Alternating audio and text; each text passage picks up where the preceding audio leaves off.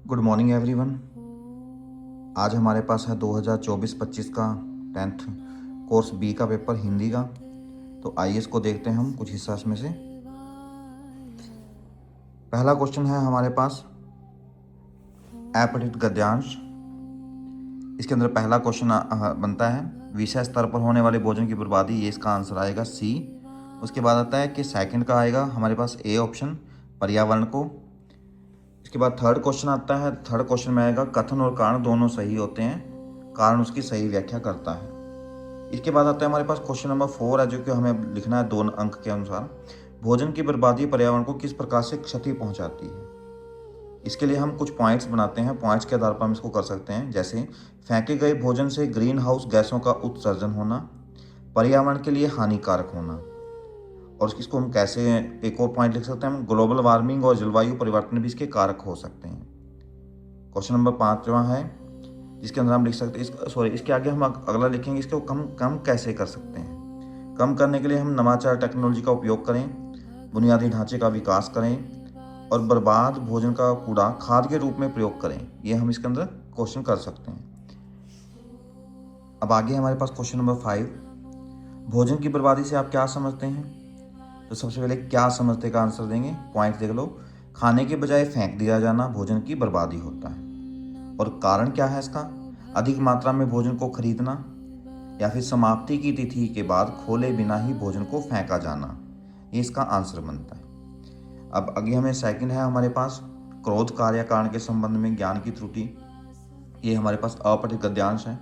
तो इसका आंसर देखिए, सबसे पहले इसमें हमारे पास देखिए धोखा कब देता है क्रोध, तो आंसर आएगा बी, कार्य कारण के संबंध में भूल होने के कारण। सेकंड आएगा जिसके अंदर आप ऑप्शन है उसका सी, 1 और 2 दोनों सही हैं। उसके बाद आएगा तीसरा, जिसका आंसर है डी, कथन और कारण दोनों सही हैं, कारण और कथन की सही व्याख्या करता है। अब इसमें क्वेश्चन लिखते हैं हम, जैसे कि क्रोध को अंधा क्यों कहा गया है। इसका आंसर हम पॉइंट्स में देख लेते हैं। पहला पॉइंट, केवल दुख पहुंचाने वाले का नाश चाहना।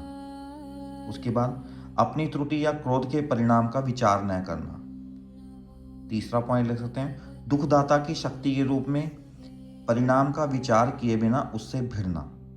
ये हम अपठित गद्यांश के अंदर पढ़कर हम उसको पॉइंटों के आधार पर लिख सकते हैं। आगे आता है हमारे पास क्रोध कब अनर्थकारी रूप धारण कर लेता है, उचित और अनुचित का विचार किए बिना। और दूसरा पॉइंट कर सकते हैं, शत्रु की शक्ति का विचार किए बिना अकेले ही उसे मारने के लिए निकल पड़ना। आगे मैंने इसमें ग्रामर के कुछ हिस्से को कर रखा है निर्देशानुसार। पहला क्वेश्चन हमारे पास आएगा पदबंध का।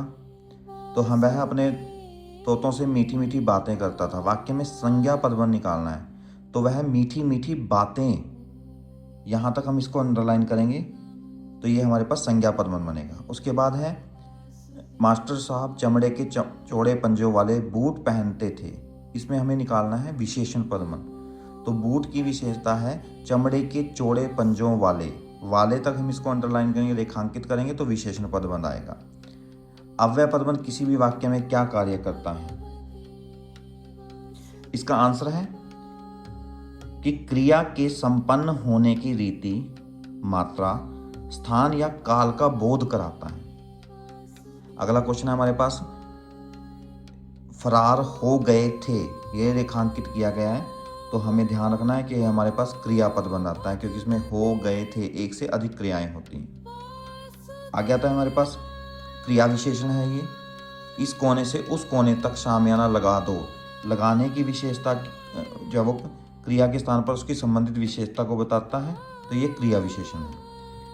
आगे हमारे पास रचना के आधार पर वाक्य भेद दिखाने होते हैं, रूपांतरित करने होते हैं। पहला आंसर है हमारे पास, कलाकार का यह कर्तव्य होता है कि वह दर्शकों की रुचि का परिष्कार करे। ये हमारे पास है मिश्र वाक्य। दूसरा है आंसर बनेगा, गांव के जो लोग थे वे भी ततारा के विरोध में आवाज उठाने लगे। इसको हमें मिश्र वाक्य में प्रयोग करना है। तो गांव के जो लोग थे वे भी ततारा के विरोध में आवाज उठाने लगे थे। थर्ड है, भाई साहब का अदब करने के कारण मैं उनकी नजर बचाकर पतंग उड़ाता था। अगला कर लो, संयुक्त वाक्य को साधारण वाक्य में किस प्रकार से रूपांतरित किया जाता है? संयोजक, योजक या समुच्चय बोधक शब्दों को हटाकर एक प्रधान क्रिया रखते हुए। आगे आएगा हमारे पास समय की पाबंदी पर 4 पन्नों में एक निबंध लिखें। हमें इसके अंदर जो उसको समुच्चय बोधक शब्दों का प्रयोग करके देखना इसमें। तो हम क्या लिखेंगे? समय की बर्बादी पर एक निबंध लिखें और वह 4 पन्नों का हो। आगे हम करते हैं समास में। पहला हमारे पास है घोड़ों की दौड़, तो घुड़दौड़ बनेगा इसमें, और तत्पुरुष समास। अगला है घन के समान श्याम, तो घनश्याम कर्मधारय समास। उसके बाद चौराहा शब्द है, किस समास का उदाहरण है और क्यों? तो हम लिखेंगे कि द्विगु समास है, और क्यों का आंसर लिखेंगे क्योंकि इसमें प्रथम पद हम संख्यावाची होता है। अगला क्वेश्चन है बहुव्रीहि समास और द्विगु समास में अंतर। तो दोनों पद प्रधान न होने के कारण अन्य पद प्रधान होता है। जैसे त्रिनेत्र, 3 है नेत्र जिसके अर्थात शिव। अगला उदाहरण लिख दो दशानन, 10 है आनंद जिसके अर्थात रावण। और द्विगु समास के अंदर हमेशा ही क्या है? पहला पद संख्यावाची होता है। तो पंचरत्न, नवग्रह इत्यादि। नेक्स्ट है हमारे पास तत्पुरुष समास का उदाहरण लिखना है। जेब खर्च, जेब के लिए खर्च। देशभक्ति, देश के लिए भक्ति। मार्ग व्यय, मार्ग के लिए व्यय। उसके बाद आता है हमारे पास क्वेश्चन नंबर 6 है मुहावरा। तो इसके अंदर हमें अंडरलाइन करना है हाथ पांव फूल जाएंगे। उसके अंदर वाक्य का प्रयोग करना है। दूध की मक्खी हो जाना अनुपयोगी, उचित वाक्य में कोई भी प्रयोग कर सकते हैं हम इसको। नेक्स्ट है हमारे पास पहाड़ होना का कठिन कार्य होना। और अगला है काम तमाम कर दिया। और नेक्स्ट है दांतों पसीना आ जाएगा। इसमें हमें इसको एक अन्य से वाक्य में प्रयोग करना है। इसके बाद आता है हमारे पास क्वेश्चन नंबर 7। पहले का आंसर है बी। नेक्स्ट का आंसर है बादलों के। फिर केवल झरनों की ध्वनि शेष रह गई है। आकाश द्वारा धरती पर मूसलाधार बारिश करना। पावस ऋतु में प्रकृति का पल पल परिवर्तित होना रूप को। आगे इसमें क्वेश्चन आता है हमारे पास क्वेश्चन नंबर 8। इसको हमें क्वेश्चन को अपने अकॉर्डिंग करना होता है। 2 नंबर के अकॉर्डिंग करना है, 25 से 30 शब्दों में करना है, और 4 में से 3 प्रश्नों को करना है। ध्यान रहे इससे ज़्यादा लिखने की आवश्यकता नहीं है। 25 से 30 शब्दों में कीजिए, आराम से हमारे 2 नंबर पक्के हो जाते हैं। पहला क्वेश्चन आता है हमारे पास कर चले हम कविता में से। तो हम इसमें आंसर लिख सकते हैं।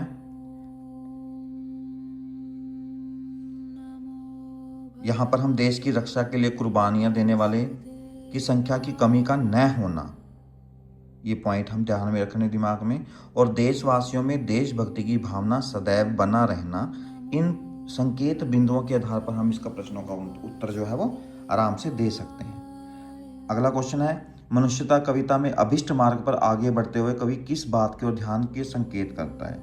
ध्यान रखना, मतभेद होते हुए भी मन भेद का न होना, आपसी मेलजोल का न घटना, भिन्नता का भाव न होना, सकारात्मक रहते हुए प्रसन्नतापूर्वक विपत्तियों का सामना करना, लक्ष्य को का केंद्रित होना, अपने साथ साथ दूसरों के कल्याण की भावना का ध्यान रखना। आप इनमें से कोई भी 2 ऐसे पॉइंट उठाकर जो है वो इसके अंदर आराम से लिख सकते हैं। ठीक है, आगे चलते हैं हम अगले क्वेश्चन की तरफ। Question number 9। क्वेश्चन नंबर 9 हमारे पास ऑप्शन बी आएगा आंसर पहले का, छोटे भाई को जीवन के अनुभव का महत्व बताने के लिए। सेकंड आएगा यहाँ पर डिग्री हेडमास्टर साहब की क्यों बेकार हो जाती है, यहाँ पर यहाँ से क्या अभिप्राय है घर के प्रबंधन में। आगे है एमए है यहाँ के नहीं बल्कि ऑक्सफोर्ड के, तो भारतीय शिक्षण संस्थानों से अधिक विदेशी शिक्षण संस्थानों का महत्व देने पर। आगे नेक्स्ट है हमारे पास वे छोटे भाई को अपना नियंत्रण नहीं खोना देना चाहते थे। ठीक है, आगे 5th के आंसर है सी, कथन और कारण दोनों सही है तथा कारण उसकी सही व्याख्या करता है। आगे हमारे पास है क्वेश्चन नंबर 10 जिसको हमें 25 से 30 शब्दों में करना है। 4 प्रश्न आएंगे, 4 में से 3 करने हैं, 6 नंबर के अकॉर्डिंग है। ठीक है, तो डायरी का एक पन्ना प्रश्न के आधार पर आया कि आज हम आज़ादी की जिस हवा में सांस ले रहे हैं उसे पाने के लिए हमारे पूर्वज ने अंग्रेज सरकार के अन्य अनेक अत्याचार सहे। डायरी का पन्ना पाठ के आधार पर इसकी पुष्टि कीजिए। तो आज़ादी से जो पूर्व हमारे पूर्वजों ने बलिदान के कारण ही हम जो है वो इस खुली हवा में सांस ले रहे हैं। दूसरा पॉइंट हम इसमें कर सकते हैं कि अंग्रेजी सरकार की क्रूरता और अत्याचार का सामना, जैसे लाठियां खाना, गोलियां खाना, जेल की यातनाएं सहना इत्यादि जो है वो हमें जब उनके अत्याचारों के बारे में बताते हैं। सेकंड क्वेश्चन है ततारा व अमीरों के, तो ये हमें तर्कपूर्ण उत्तर देना है कि एक गाँव होना आवश्यक है। इस संबंध में आपके क्या विचार हैं? तो इसका विचार जो है वो हम इसको अपने विचारों के माध्यम से इसको हम लिखेंगे कि व्यवहारिक संबंधों में वर वधू का होना एक होना आवश्यक बताया गया है। ये उनकी एक पारिवारिक जो है वो सामाजिक उनकी रीति थी, जो बाद में ततारा वामीरों की त्यागमयी मृत्यु के बाद टूट गई। इनको अपने गांव के लड़के या लड़की के साथ ही जो है वो विवाह इत्यादि संबंध स्थापित करने पड़ते थे। आगे क्वेश्चन है हमारे पास ततारा वामीरों पाठ के आधार पर वैवाहिक संबंध के लिए वर वधू का एक ही गांव का होना आवश्यक बताया गया। इस संबंध में आप क्या विचार रखते हैं, स्पष्ट कीजिए। तो ये आप आधारित उन्मुक्त उपयुक्त उत्तर हो सकता है। आप इसके पक्ष में हो या विपक्ष में हो, आप किसी प्रकार से इसका आंसर लिख सकते हो। अगला क्वेश्चन है हमारे पास तीसरी कसम फिल्म में अभिनय की दृष्टि राज कपूर के जीवन की सबसे सुंदर फिल्म थी, सिद्ध कीजिए। बिल्कुल, लोकप्रिय फिल्मों के अभिनेता के तौर पर छोड़कर एक देहाती गाड़ी वाले की भूमिका निभाना, सहज और भावपूर्ण और जीवंत अभिनय करना, ये राज कपूर की उस फिल्म के अंदर विशेषता थी। हीरामन के चरित्र के साथ एकाकार होकर उसकी आत्मा में उतर जाना, ये राज कपूर ही कर सकते थे। नेक्स्ट है जीव जंतुओं के प्रति व्यवहार में निदा फाजले की माँ और पत्नी के व्यवहार में क्या अंतर आएगा। अब कहाँ दूसरे के दुख से दुखी होने वाले पाठ के आधार पर लिखें। तो माँ के बारे में हम लिखेंगे पहले, जीव जंतुओं के प्रति उनके मन में दया थी, सहानुभूति थी, करुणा की भावना थी, पक्षियों को न सताना, प्रकृति का आदर करना और अंडा टूट जाने पर रोज़ा रखना, ये सब उनकी बातें थी। लेकिन पत्नी के विषय में है तो जीव जंतु के प्रति दया और सहानुभूति का कम होना, पक्षियों के आवागमन से होने वाले परेशानी से बचने के लिए घर के अंदर जाली लगवा देना, ये उनके बारे में जो है वो पत्नी के विषय में हमें पता चलता है। आगे हमारे पास क्वेश्चन है संचन में से आएगा, 3 नंबर के अकॉर्डिंग क्वेश्चन है। 40 से 50 शब्दों में हमें करना है, तो 2 प्रश्न करने हैं। ठीक है, तो हमारे पास क्वेश्चन नंबर 11 है पाठ्य पुस्तक संचन में से। तो शहर के जाने माने डॉक्टर और भरे पूरे परिवार में बालक होते हुए भी टोपी का इफ़न की हवेली की तरफ बरबस चले जाना, इसका क्या कारण हो सकता है। तो कारण यह है कि अपने ही परिवार में डांट फटकार और मिलने वाली उपेक्षा। ठीक है, और क्या पता चलता है, तो इसमें हमें इफ़न और इफ़न की दादी से मिलने वाला प्रेम और अपनत्व का पता चलता है। रिश्तों का आधार धर्म या जाति या उम्र नहीं बल्कि प्रेम होता है, और टोपी को अपने घर में अधिक, इफ़न की घर में जो है वो प्रेम और आत्मीयता जो है वो अधिक मात्रा में मिलती। सेकंड क्वेश्चन है सपनों के दिन पाठ के आधार पर गांव वालों की शिक्षा के प्रति अरुचि का क्या पता चलता है। शिक्षा के प्रति लोगों की जागरूकता, नई चेतना और वैज्ञानिक आधार को अपनाना, धर्म जाति समाज के बंधनों से मुक्त होकर वैश्विक सोच का विकसित करना, सरकारी सहायता का शिक्षा के प्रचार प्रसार में योगदान करना। ये हम क्या लिख सकते हैं, वर्तमान समाज में शिक्षा के प्रति लोगों के दृष्टिकोण में परिवर्तन आया है। इस प्रकार के इन पॉइंटों के आधार पर हम इसका आंसर लिख सकते हैं। आगे है हमारे पास कि हरिहर काका के जीवन में ऐसा क्या घटित हुआ कि उनका जीवन से मोहभंग हो गया। इस मोहभंग का क्या परिणाम निकला, स्पष्ट कीजिए। अब क्या निकला और परिणाम, इसको हम 2 हिस्सों में जो है वो डिवाइड कर लेंगे। अब क्या निकला क्या है कि अपने सगे भाइयों और प्रेम से अधिक धन का महत्व देना, हरिहर काका के जीवन के समाप्त करने का प्रयास करना, ये सबसे इम्पोर्टेंट है। दूसरा, इसके 2 मुख्य स्तंभ थे, जीवन के 2 मुख्य स्तंभ, धर्म और परिवार के द्वारा छला जाना। एक तरफ महंत जी ने उसके साथ व्यवहार किया और परिवार ने, दोनों ने उसके साथ बहुत बुरा व्यवहार किया। आगे आता है हमारे पास कि जमीन के लिए उनके बंदी बनाना, मारना पीटना, उनके साथ दुर्व्यवहार करना। अब इसका परिणाम क्या हुआ, परिणाम को देखिए। परिणाम क्या निकला, सांसारिक संबंधों से विरक्त होकर मौन हो जाना, वो बिल्कुल चुपचाप हो गए, और मृत्यु का भय समाप्त हो जाना, धन रिश्ते और समाज की चेतना को मुक्त कर देना, ये हमारे पास इसके अंदर आंसर आता है। उसके बाद है हमारे पास क्वेश्चन नंबर 12, ये हमें जो है वो एक लघु कथा या ईमेल दोनों में से एक करना है, इसके लिए आप स्वतंत्र हो। क्वेश्चन नंबर 13 है अनुच्छेद लिखना है किसी एक विषय पर। इसमें किसी पर एक ही अनुच्छेद में लिखना है, इसको जो है हमें अलग अलग अनुच्छेदों में नहीं लिखना है, केवल एक ही करना है, क करो। और ये हमारे पास क्या है, इसके अंदर संकेत बिंदु दिए हुए हैं, तो संकेत बिंदुओं के आधार पर हमें इसका आंसर देना होता है। उसके बाद आता है हमारे पास क्वेश्चन नंबर 14, जिसके अंदर हमारे पास क्या है, ये हमारे पास पत्र है और पत्र को हमें दोनों में से एक करना है। यहाँ पर नाम दिया हुआ है, देव देवांशी दिया हुआ, तो हमें देव देवांशी नाम लिखना है, नीचे अपने लिखने वाले के पत्र का नाम, और इसमें एड्रेस लिखा हुआ है कि ओर से पत्र लिखें, ठीक है, सेकंड वाले में। उसके बाद आता है हमारे पास सूचना लेखन है, अनुपम और अनुपमा नाम से है, तो हमें इसमें नाम जो नीचे की तरफ नाम लिखते हैं हम क ख ग, उसके स्थान पर इसका नाम अनुपम और अनुपमा आएगा। उसके बाद हमें एक विज्ञापन तैयार करना है 3 नंबर के अकॉर्डिंग। हमेशा इसके अंदर ध्यान रखना, समय सीमा का बिल्कुल ध्यान रखना है पेपर के अंदर, क्योंकि समय सीमा जो है वो बहुत ज़्यादा इंपॉर्टेंट होने वाली है।